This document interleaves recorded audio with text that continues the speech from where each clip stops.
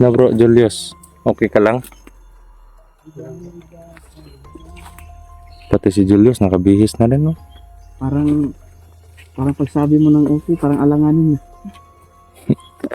Sobrang Oo nga.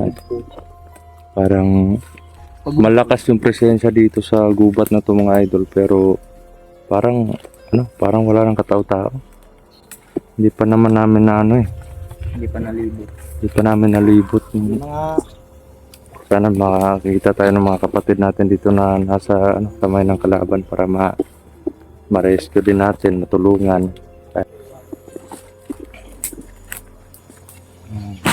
Putik! Bro! Padapa!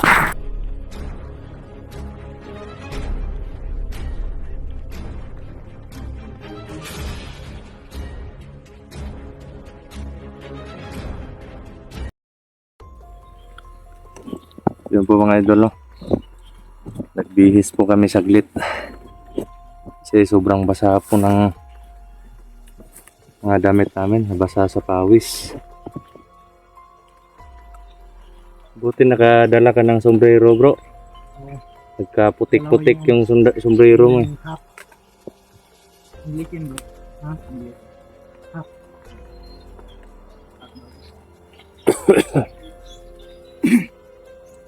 Grabe. Inuubo na naman tayo. Medyo malaki pa po itong gubat na pinasok namin. At marami pa pong presensya na nararamdaman dito, kaya ang sa amin lang baka makakita kami ng commander or baka may mga kapatid tayo na nasa kamay ng mga kalaban at makita namin dito para makatulong din tayo. Kasi kung sasadyain namin talaga na mag-rescue sa kanila, wala naman pong problema sa amin. Ang problema nga lang po sobrang kapos po talaga ng allowance namin papunta doon sa kanila, medyo malayo din. At medyo malayo yung area na to, pero tanging mga pagkain lang yung inaano namin.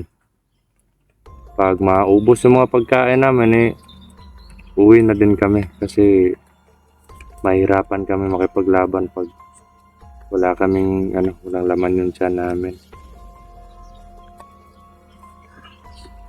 At sana nga maging ligtas na yung mga kapatid namin na hunters, no?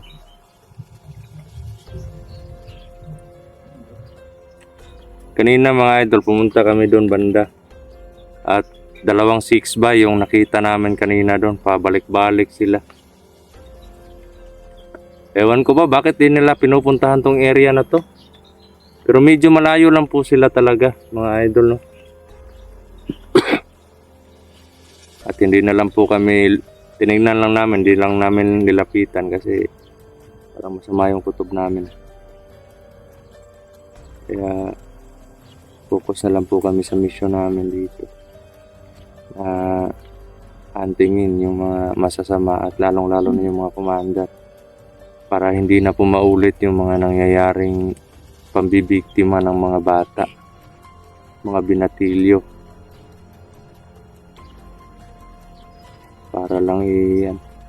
Para lang ipain nila sa amin yung mga biktima nila. Para hindi agad kami makausad doon papunta sa kanila. Ngayon ko lang, bro. Buti na lang yung natin. Nasagupan natin, wala pang mga armas yun. Medyo masama na yung pakiramdam ko. Hindi sasana ipakiramdam itong panahon. Ulan tsaka init.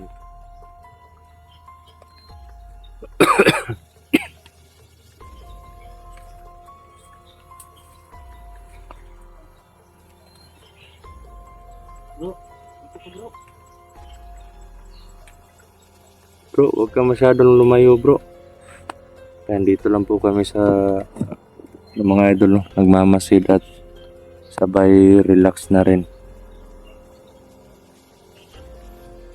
Medyo huminto na rin yung ulan. Yan. Nagbihis ka na rin, bro. Oo. Basang-basa. Bakit ayaw mo nang isuot yung ano mo, yung nakangiting mask mo? Parang ano? Parang masiyahin ako dun. Oo nga eh.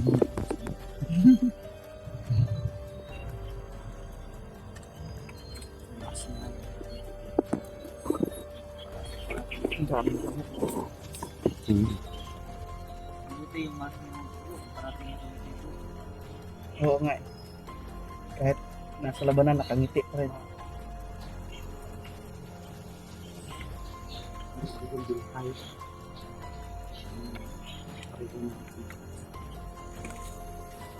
Bakit? Hindi may isang tayo. Napakatahimik ng ano nito. Bigilid mo. Hmm. Kala mo walang mga tao na ano. Oo nga eh. Pero yung nakalaban natin kanina, sobrang itim na nga pa. Presensya na. Oo nga. Kaya hindi pwede na patagalin pa natin sila. Oo nga eh.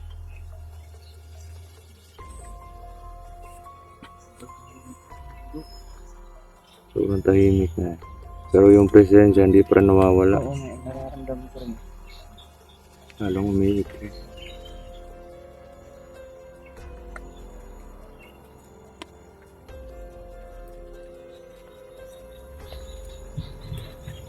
Siya na si Brother Julio.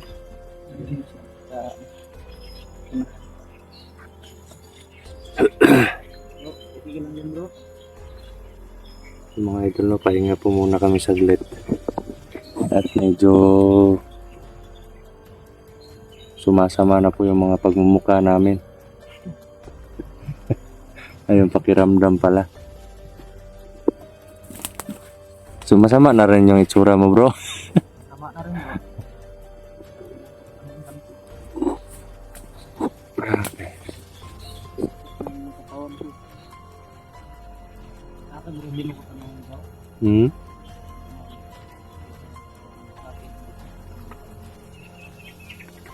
Alam ko na sakit mo. Halos na ubusin ako na. Halos ubusin ako ng ano bro eh. Okay. Ubo. Ano na naman mga idol, no? Bumalik na naman yung ubo ko. Naku, Speaking of ubo, hirapan ako ngayon, hirapan akong huminga eh.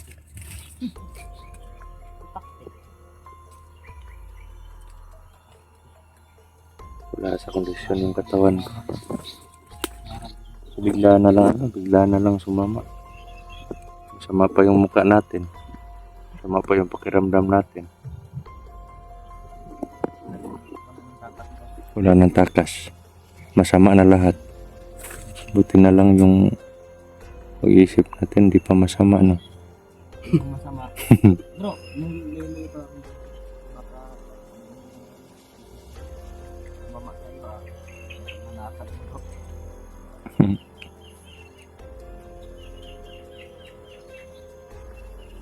Okay lang kayo? Pahinga muna tayo saglit. Okay lang ako bro. ang sarap sana matulog. Oo nga eh. Sa sobrang pagod. Paglalakbay. Kailangan talaga na may maano tayo. May magawa tayo dun sa mga nangyayari ngayon. Kasi kung magsasawalang kibo na lang tayo eh. Marami pang madadama. Sobrang gulo na ng mundo ngayon. Gano'n no? Hindi na kayo tulog ba? Ipanog na ako eh.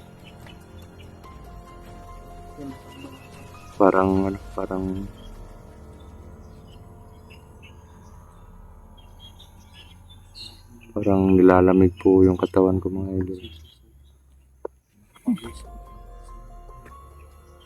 Hanap pa tayo ng gamot pag uwi natin sa bahay.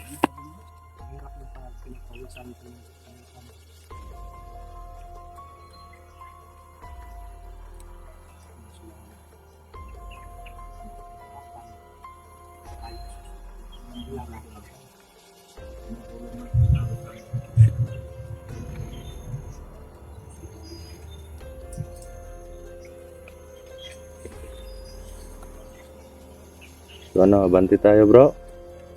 Dandahan lang tayo. Hinga muna tayo bro eh, nagpapahinga pa si Bumawi ko. Mga idol, no, abanti po tayo. Ah!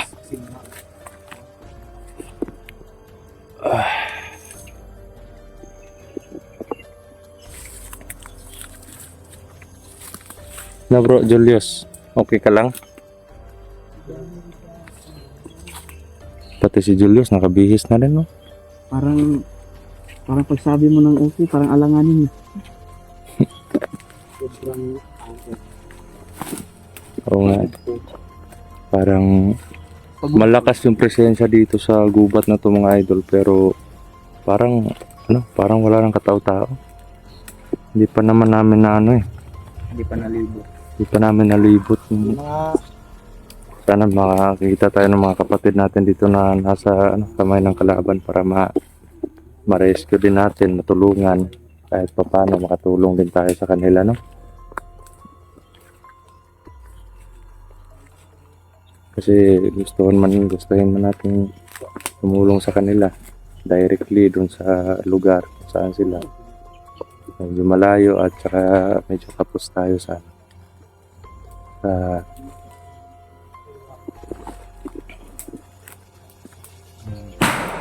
Tik! Bro! Pada pa! di. Dapat. Hindi ko na malayan yun. Saan banda yan?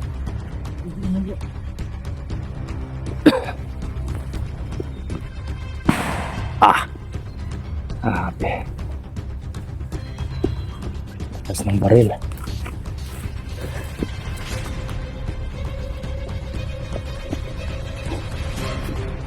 Dahan lang bro.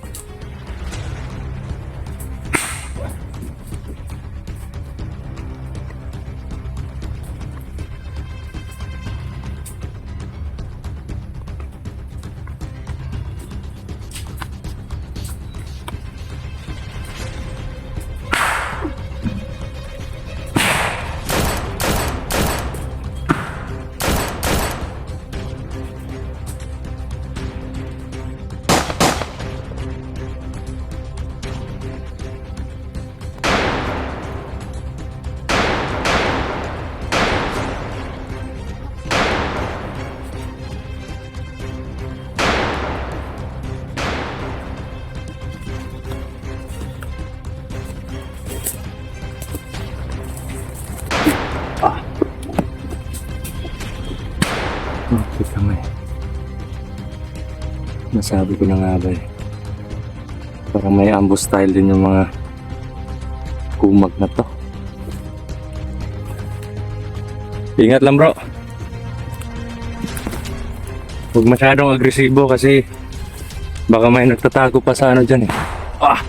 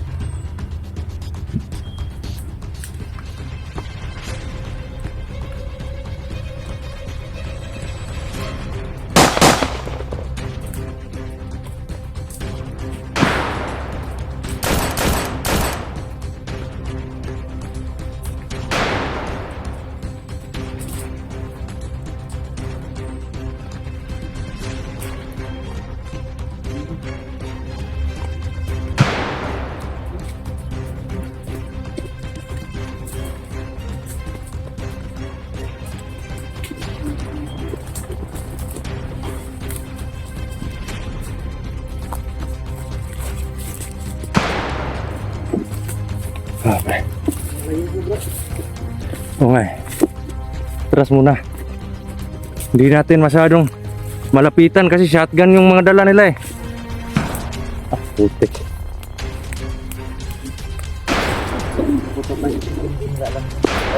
Oo nga eh. Medyo ano po dito mga idol, no? Medyo critical po yung sitwasyon namin kasi di namin mabilang kung ilan yung kalaban namin.